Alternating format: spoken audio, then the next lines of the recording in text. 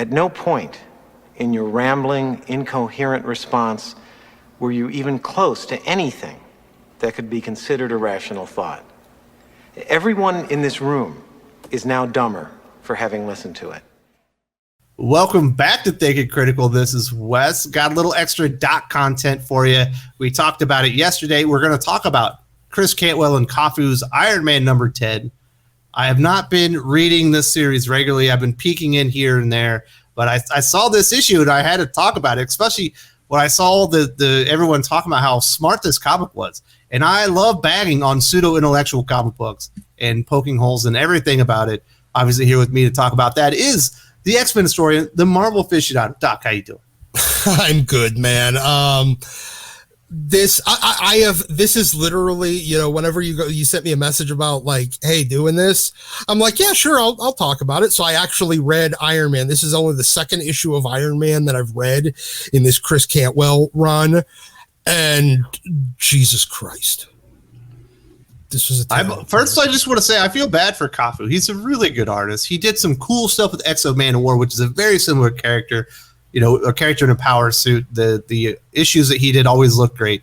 And it's hard to look good when everyone's just standing around talking until the last 2 pages. Yeah, this was like, Jesus Christ, this was the most, from a reading a comic book perspective, this is the most boring thing I have ever seen in my life.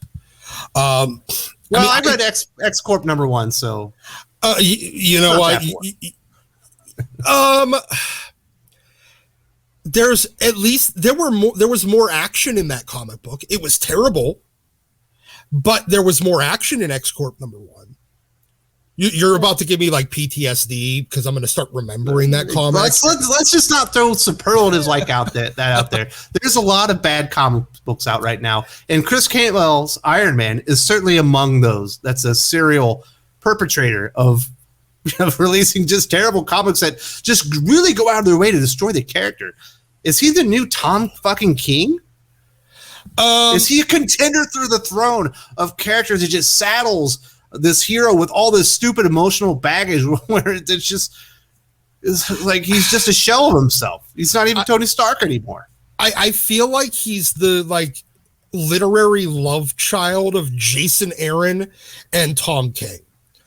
He's Tony Stark. He lost his team. What the fuck?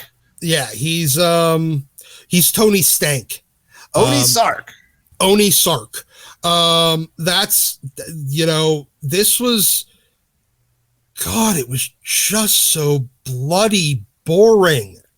There's a lot of characters that I could see that you could take from the Marvel or DC universe, put them on a planet, and wax poetic about the virtues of socialism.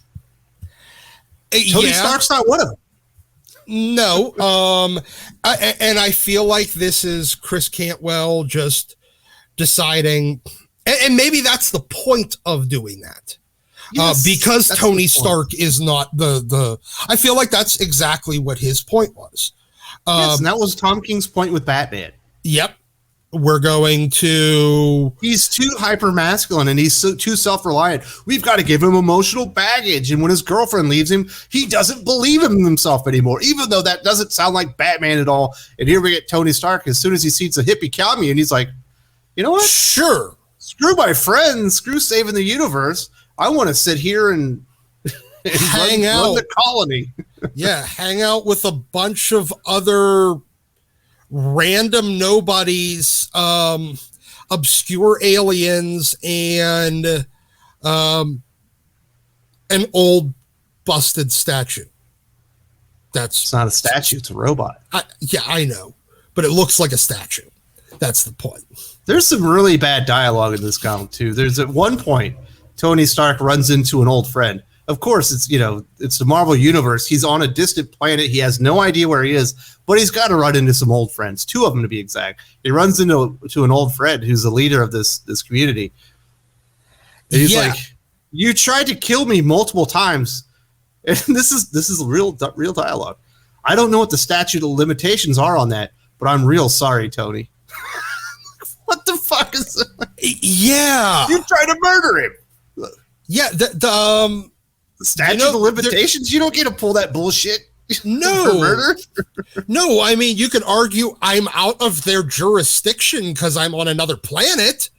I mean, hey, and there's no, what's that's stupid lawyer speak. That's not how people talk to each other, Doc. Don't fall into the trap. I know. You're falling into his trap. Yeah, I know, but that's the whole point. Like, I mean, if he wanted to make you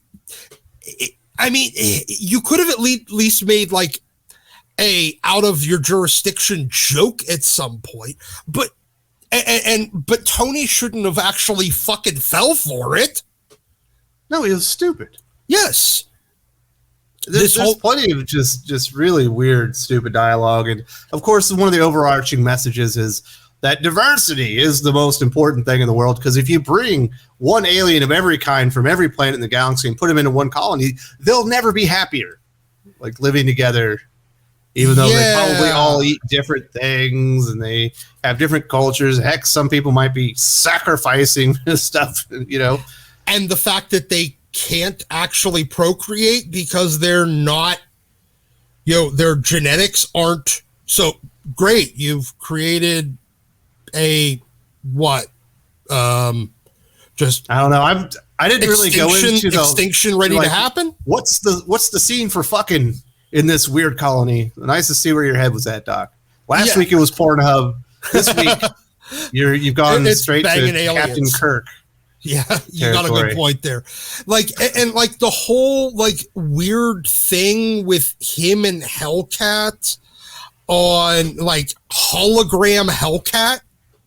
She's spooning him and passively aggressively telling him he needs to make himself better. Yeah, that's like at what point? I'm sorry, but you are Tony Stark. Just dump her. She's still nagging him, and he's on another planet. Yes, she will literally nag you. She will literally nag you until the end of the goddamn universe. And this is the stupidest part because Christopher Cantwell's not a good writer. He can't find his way around this problem. He needs Hellcat to be there to nag Tony Stark and tell him passively aggressively tell him he's still a piece of shit and he needs to be a better person. Yeah, but you can't be able to find Tony. So she's like, you know what? Even though we're talking right now, I just don't know where you are. It's like, I happen to know a lot of things about signals. If you wanted to communicate with a planet that far away, you're going to have to send that bitch very directionally. You're not doing some omnidirectional signal here. If you're actually going to want to communicate. Yeah, they would know exactly where he was. At least a line of sight. They would be able to find the planet. Yeah, two-way communication requires that. It'd be one thing if she was just randomly broadcasting her like Princess Leia style hologram thing across the entire galaxy, in which case then it's going to start showing up on every other planet. Everybody's going to be like, who the fuck's Tony Stark and what is this chick in a cat costume? But yeah, like, no, it's two-way communication. You have to know where you're communicating to. They both have transmitters and receivers. Yeah. Minimum, they know exact line of sight of where Tony Stark is. Yeah, like this has been Chris Cantwell's crutch for this entire series. Like I don't know how to write. Is he can't write. Well, so he just overwords his comic book, a la Brian Michael Bendis and a lot of other pseudo intellectuals like Tom King in the comic book industry. So he doesn't have to admit he doesn't have anything interesting to say. So he just fills it out with lots of words. He does. But like he doesn't know how to write Tony Stark. No, so he just but no, I mean he doesn't. So at the end he needs to use Hellcat and he couldn't even like substitute some rando on this planet in to fill the Hellcat role for this issue. He just had to keep using Hellcat. Well, they also need to fill in the Korvac story, which doesn't make sense by the end. But there's another thing. There's more emotional baggage being put on Tony Stark in this to make him look like a complete loser. He's a heroin addict now. Well, morphine addict. Yeah. Like, okay, I get it. Like, you know, he's got addiction issues in his past. Yes. In his past. but there's been no indication. Like, Tony liked to drink because drinking took the edge off and made life fun. Heroin or morphine. 7 and 7 is a gateway drug to heroin. Apparently. It's not heroin, it's morphine. But, yeah. But it's from the same opioid family. Yeah. Okay, and I get that he, is arguing that, he had that injury that he was recovering from. He's been recovering for what, like a couple of weeks? You don't turn into an addict for opiates in taking it for a couple of weeks while still recovering from injury. I have no idea. I've never been an addict, but I know people. Storyline. It's just more emotional baggage for Tony Stark. He can't get over any of the demons in his past. That demon in a bottle will always be hanging over Tony Stark because no writer will ever let him get past it. It's just another thing that's settling the character down. And there's a lot of stupid stuff going on in this comic. Did you know that he allows 3 people to get eaten? I didn't notice that. All right, so you got the big robot. His name is Ultimo. Ultimo. You've got a planet full of Ultimos. That's the big secret. And the Ultimos, every once in a while, come in. I love this part, too. The Ultimos are more scared of us than we are of him. And Tony's like, what? He doesn't appear to be scared. And they're like, we're affecting his environment. Like, this is a giant robot on a robot. On a planet. In fact, anything, he's affecting the environment. Whatever, Christopher Cantwell. I guess you don't understand that, but you got to get the environmental message in there. And then it turns out that this robot is feeding on people for his energy.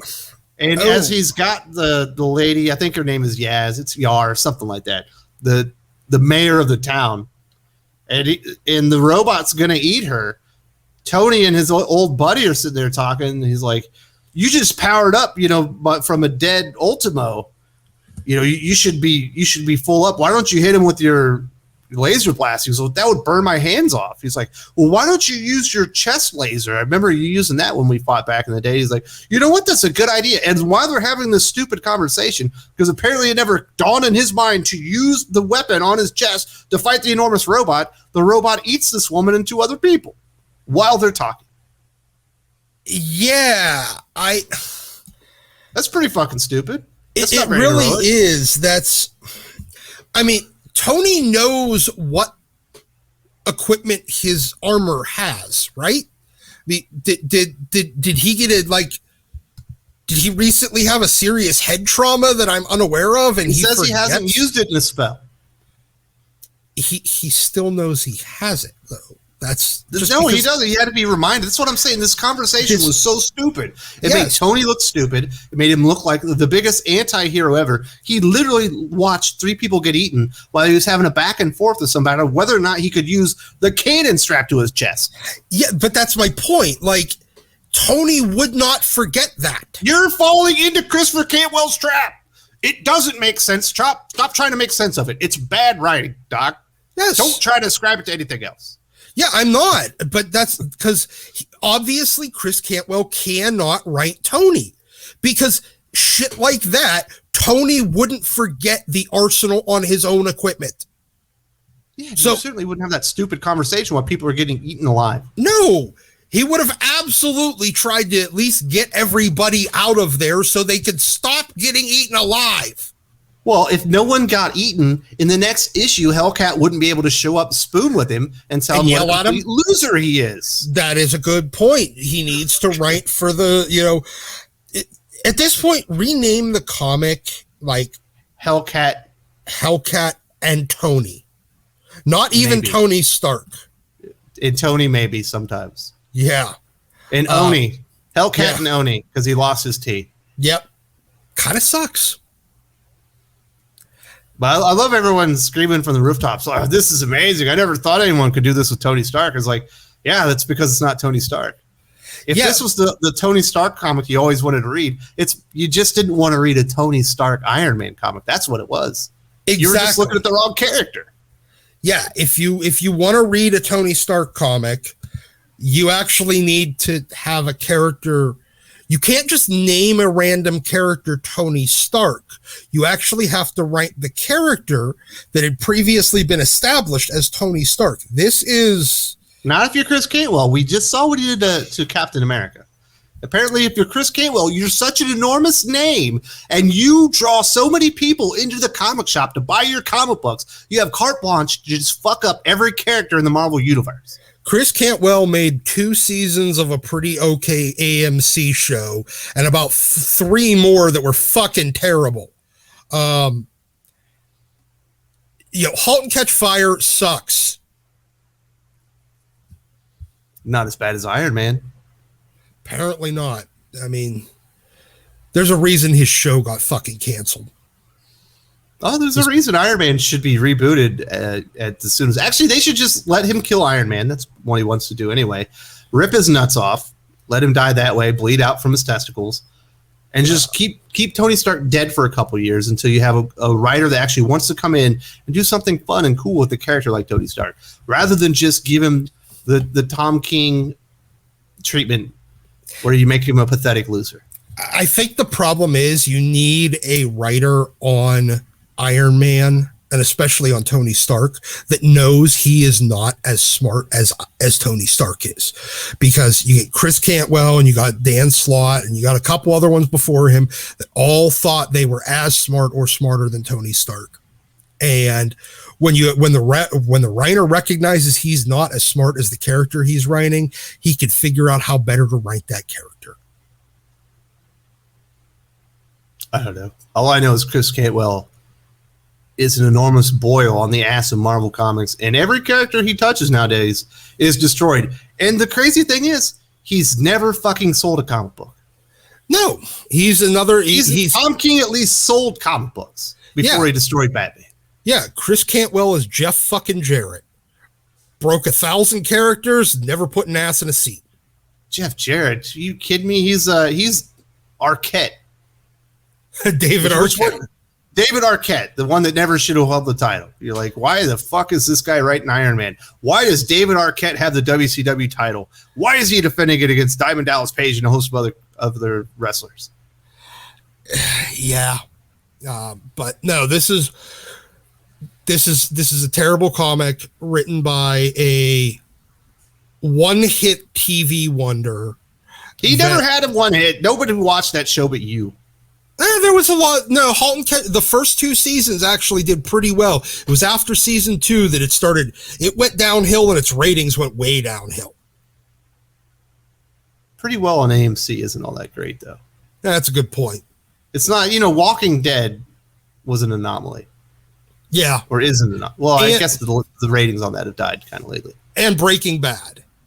Yeah, absolutely. I mean, shit, can we get the guy that did Breaking Bad to come in? He'd probably do a better Tony Stark comic than Chris Cantwell. Here's the thing. If he wanted to turn Tony Stark into a villain, he would have a plan, and it would happen over time. It just one day he wouldn't just be a pathetic sack of shit. That's the Chris Cantwell plan. Yep. And it seems to be failing him very wonderfully. Yeah, I don't know what Marvel's thinking. This is an awful comic book. It deserves roasting.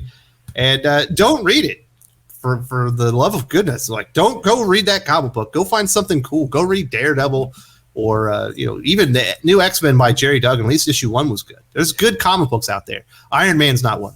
Yeah, I mean, if you want to go see Iron Man sitting on a planet in a hippie commune with a really old version of Stilt-Man, some guy that's a Boba Fett cosplayer, and some old lady, and then decide at the end, while he's being a morphine addict, that he wants to stick around and despite all of his friends pursuing Korvac and they're all about to die.